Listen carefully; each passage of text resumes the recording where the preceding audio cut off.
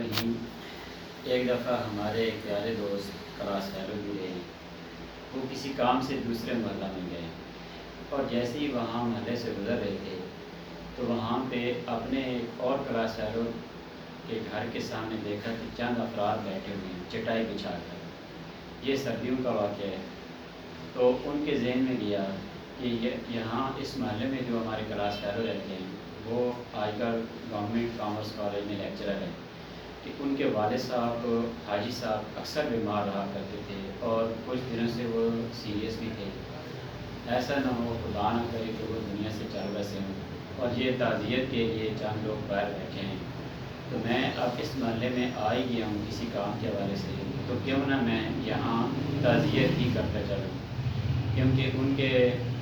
بڑے بھائی وہ بھی گورنمنٹ جاب میں تھے اور وہ بھی ان کو جانتے تھے، جو ہمارے دوست تھے خان صاحب، جو کسی کام کے حوالے سے اس محلے میں گئے ہوئے تھے۔ تو اب انہوں نے خیال کیا کہ اب ان کے بھائی نے بھی دیکھ لیے تو یہ اچھی بات نہیں ہے کہ میں چلا جاؤں، تو بعد میں جیسے ہی ہم دوست ملیں گے تو پھر شرمندگی ہوگی کہ آپ آئے بھی تھے، آپ کو پتہ بھی چل گیا تھا اور پھر بھی آپ نے تعزیت نہیں کی، آپ نے فاتحہ نہیں پڑھا۔ تو یہ خیال آتی جو ہمارے دوست تھے کامران خان، تو خان صاحب بائک پہ تھے تو انہوں نے بائک ایک سائڈ پہ کھڑی کی اور بڑی خاموشی کے ساتھ اس طرح چل پڑے جہاں چند لوگ چٹائی بچھا کر نیچے بیٹھے تھے۔ اب انہوں نے جیسے ہی ان لوگوں کو دیکھا تو اس میں زیادہ تر لوگ مولوی ٹائپ کے لوگ تھے، کیونکہ ہمارے جو لیکچرر کلاس والے ہیں ماشاءاللہ وہ بھی دیندار گھرانے سے، انہوں نے بھی سنت مطابق داڑھی رکھی، ان کے بھائی بھی، اور ان کے اکثر رشتہ داروں نے بھی داڑھیاں رکھی ہوئی ہیں۔ تو پھر وہ چٹائی بچھا کر نیچے بیٹھے تھے اور پھر خاموشی کے عالم میں، کیونکہ سردیوں میں اکثر ہم مارننگ ٹائم میں دھوپ میں بیٹھ جاتے ہیں، تو اس میں خاموشی زیادہ تر افراد بیٹھے تھے، تو ان کے ذہن میں یہ انہوں نے پکی ٹھان لی کہ واقعی ایسے ہی ہوا ہے اور یہ فوتی ہو گئی ہے اور حاجی صاحب اس دنیا سے چلے گئے ہیں۔ خیر وہ قریب آئے، انہوں نے اپنے جوتے اتارے اور چٹائی پر آتے ہی السلام علیکم بولا اور سلام کرنے کے بعد بیٹھ گئے، اور بیٹھتے ہی اب خان صاحب کہنے لگے کہ کلام شریف رکھائے جی۔ اب پنجابی میں انہوں نے مطلب ایسے ہی بولا کہ کلام شریف رکھائے۔ اب یہ بات کہنا ہی تھی کہ ہمارے لیکچرر دوست کے جو بڑے بھائی تھے تو وہ چونک اٹھے، انہوں نے کہا کہ خان صاحب کیا کر رہے ہیں، ہمارے تو بھائی کی شادی ہے۔ تو یکدم ایک سکتہ سا طاری ہو گیا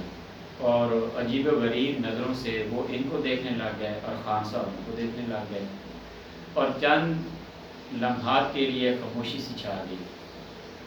اور تھوڑی دیر کے بعد خان صاحب بولے کہ آپ نے تو سین ہی ایسا بنایا ہوا ہے، آپ چٹائی بچھا کر بیٹھے ہیں، تو کیونکہ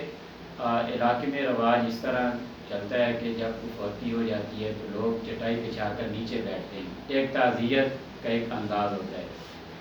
تو انہوں نے بولا کہ میں نے تو یہی سمجھا کہ خدا نخواستہ حاجی صاحب اس دنیا سے چل بسے ہیں اور شاید آپ فاتحہ کے لیے یہاں بیٹھے ہیں۔ تو بڑی عجیب و غریب کیفیت سب کے چہروں پر رونما آئی، اور ہمارے کلاس فیلو کے بڑے بھائی بتانے لگے کہ خان صاحب اصل میں بات یہ ہے کہ ہمارے بھائی کی شادی ہے،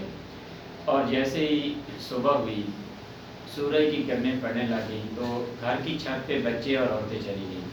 اور یہ مہمان آئے ہوئے تھے تو انہوں نے کہا کہ تھوڑا دھوپ میں بیٹھ جاتے ہیں، چائے شاید دھوپ میں پیتے ہیں، تھوڑا بیٹھتے ہیں، پھر اندر آ جائیں گے ڈرائنگ روم میں۔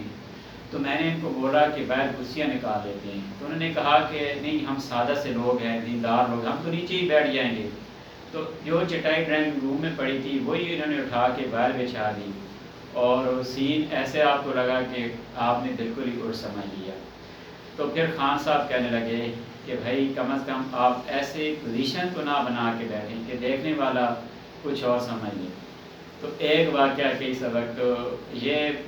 معاملہ کچھ اور تھا اور بالکل اپوزٹ سمجھا گیا کہ ایک واقعہ کئی سبق کے بعد کا، ایک واقعے سے کئی سبق ہمیں ملتے ہیں۔ اس سے بڑا سبق کیا ملتا ہے کہ ہمیں حقیقت کو جاننا چاہیے، ہمیں مفروضوں پر قید نہیں رہنا چاہیے، یا ظاہری صورت ہو سکتا ہے کچھ اور ہو اور حقیقت کچھ اور ہو، یا جو ہم سمجھ رہے ہوتے ہیں ہو سکتا ہے ہم غلط سمجھ رہے ہوں اور حقیقت میں کوئی اور بات ہو۔ تو خود کو اپنی طرف سے کوئی ایسی بات سمجھ نہیں لینی چاہیے،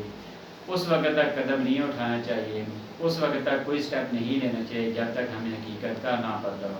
ادروائز پھر ایسی شرمندگی ہوگی۔